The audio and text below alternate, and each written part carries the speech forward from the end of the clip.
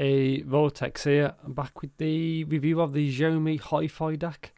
This is kind of interesting to me because one, it's from Xiaomi and they make a lot of things, and two, it uses this CS43131 DAC, which is in the Sonata HD Pro, from Timecodes, and it's in the Meizu Hifi Pro, and it performs very well in those regards.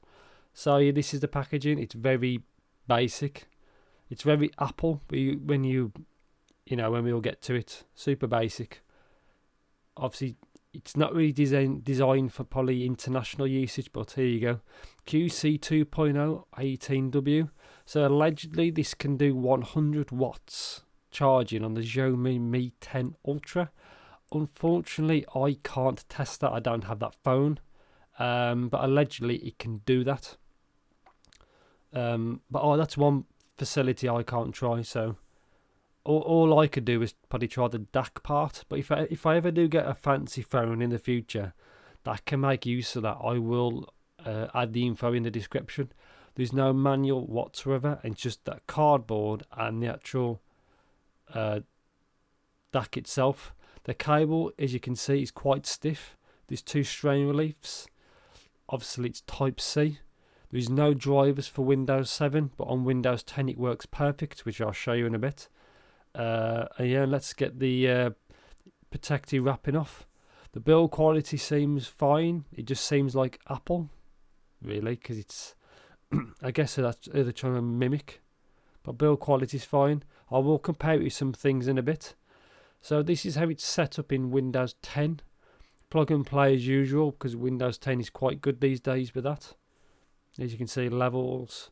I used it as 25% volume on my planar headphones, the Hifi HE4XX.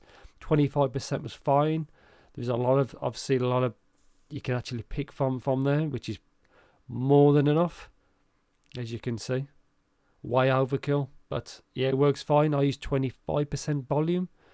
And it supports microphones, which is kind of cool. For the test, I used a Xiaomi Pro HD, the triple driver one, and this is what it comes up with. You can't change the bitrate. Excuse me. You can't change the bitrate for recording, but it's fine for that. And yeah, so this is what it looks like. Cable stiff, as you can see. It's quite large. I personally think they should have done two variants, one without the charging and one with. So imagine if that part was like half the size, just the 3.5, and called that the Xiaomi Hifi, and then made the bigger one called the Hifi Pro. Excuse me. That's it compared to the Apple Type-C adapter. As you see, they look kind of familiar with the colour. This is a little bit bulky, to be honest. Really, like, it's not really that portable. You say it's kind of stiff, but I'm just going to get now my the Hifi DAC one, which I like, for the around £10 mark.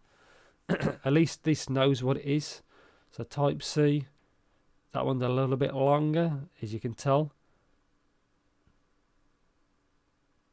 So yeah, so it's a little bit longer, but yeah, this as a form factor is kind of big. It has a limited usage, so I'm quite surprised they actually made it. As you see there, it's quite stiff. Actual sound quality of this was really good, like I expected it to be for its price. It's the cheapest CS43131 DAC. It's actually cheaper than the Sonata HD Pro I'm going to show now. And it does the same thing. It has impedance matching, so if it's harder to drive, it will get you more power. But sound quality was fine, really. I can't really say much about it. Yeah, high dynamic range of 130 decibels. You know, it does what it should do. I think it sounds really good. As a recommendation, I'm not quite sure because it's kind of big. And yeah, short video conclusion, because it's kind of basic. It's kind of big. It's kind of niche. I don't think the fast charge thing for the common consumer is what you'd want. You'd probably want half of the device. So imagine if it didn't have the actual Type-C for charging at the front there. I think you're probably better just the 3.5 straight down to the Type-C. But I think it's a good device, performs well as an audio device. And that's it. Thanks for watching and take care.